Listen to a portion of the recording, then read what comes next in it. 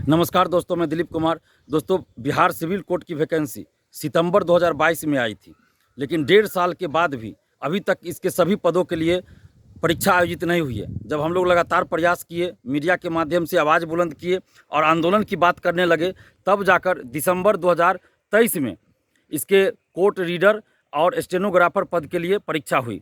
लेकिन 1.5 साल के बाद भी अभी तक चपरासी और क्लर्क पद के लिए परीक्षा आयोजित नहीं हुई है और न ही परीक्षा की तिथि घोषित की गई है। लेकिन 1.5 साल के बाद लाखों अभ्यर्थियों के फॉर्म को रिजेक्ट कर दिया गया है। सितंबर 2022 में फॉर्म भराया था और 1.5 साल के बाद क्लर्क पद के लिए 2 लाख के आसपास अभ्यर्थियों के फॉर्म को रिजेक्ट कर दिया गया है और चपरासी पद के लिए 2,40,000 के आसपास अभ्यर्थियों के फॉर्म को रिजेक्ट कर दिया गया है। यानी कि लगभग 3.5 लाख अभ्यर्थियों का फॉर्म रिजेक्ट कर दिया गया है 1.5 साल के बाद।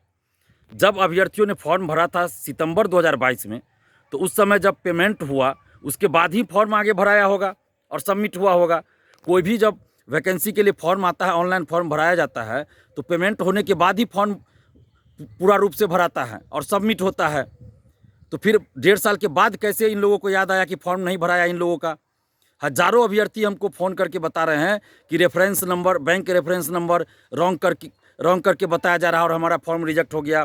किसी का दिखाया जा रहा है कि पेमेंट नहीं हुआ और फॉर्म रिजेक्ट कर दिया गया है। तो आखिर ये कैसे हो गया? जो संबंधित बोर्ड बना है इसके लिए, बिहार सिविल कोर्ट बहाली के लिए जो संबंधित बोर्ड है, उनसे हम ये आग्रह करेंगे कि आप इस बात को देखिए कि कोई टेक्निकल फॉल्ट तो नहीं हुआ है। निश्चित रूप से कोई टेक्निकल फॉल्ट हुआ है, क्योंकि हज़ारों लोगों ने फॉर्म भरा, लाखों लोगों ने फॉर्म भरा और आजकल तो सभी जो फॉर्म भरे जाते हैं ऑनलाइन ही भरे जाते हैं। लेकिन आज तक किसी भी बहाली में इतने बड़े पैमाने पे अभ्यर्थियों के फॉर्म को रिजेक्ट नहीं किया गया है। फिर सिविल कोर्ट में क्यों ये 3.5 लाख के आसपास अभ्यर्थियों का फॉर्म रिजेक्ट करना पड़ा है? तो जो संबंधित बोर्ड है उनसे हम आग्रह कर रहे हैं कि आप इसको देखिए, जो टेक्निकल कुछ गलती हुई है उसको सुधारिए, क्योंकि जब तक पेमेंट नहीं होता है तब तक तो आगे फॉर्म भरा ही नहीं जाता है। पेमेंट हो जाता है सक्सेसफुल, उसके बाद आगे लोग फॉर्म भरते हैं, फिर सबमिट करते हैं, तभी प्रिंट आउट निकलता है। और हज़ारों अभ्यर्थी हमें फ़ोन करके बता रहे हैं कि उनके पास प्रिंट आउट है, उन्होंने फॉर्म भर दिया था, सबमिट हो चुका था और पेमेंट भी हो चुका है, उनके पास सबूत है इस चीज़ का कि वो पेमेंट किए हैं और सक्सेसफुल हुआ है पेमेंट।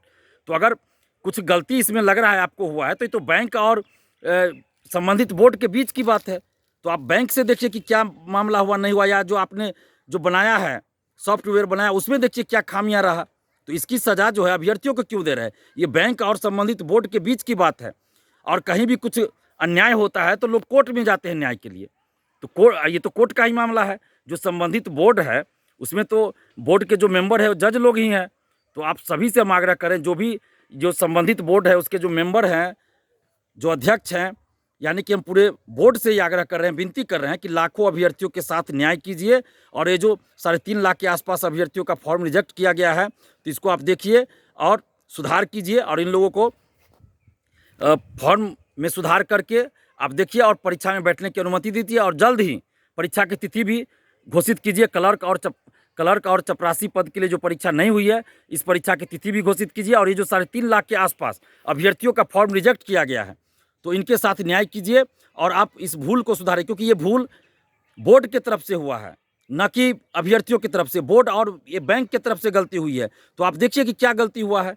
अगर आपको लगता है अभ्यर्थियों को मौका दे दीजिए फिर सुधार का, क्योंकि अभ्यर्थियों के पास तो सबूत है, इनके पास पेमेंट करने का सबूत है, पेमेंट हो चुका है सक्सेसफुल, इसका भी सबूत है।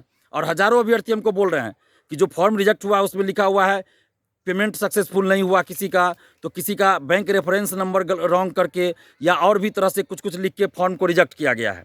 जबकि अभ्यर्थी का कहना है कि उनके पास पूरा सबूत है कि उनका पेमेंट सक्सेसफुल हो चुका है। और जब तक पेमेंट सक्सेसफुल नहीं होगा तो आगे तो फॉर्म भराएगा ही नहीं। तो कहीं भी फॉर्म में होता है और सबमिट भी नहीं होगा, ना ही उसका प्रिंट निकलेगा पूरा।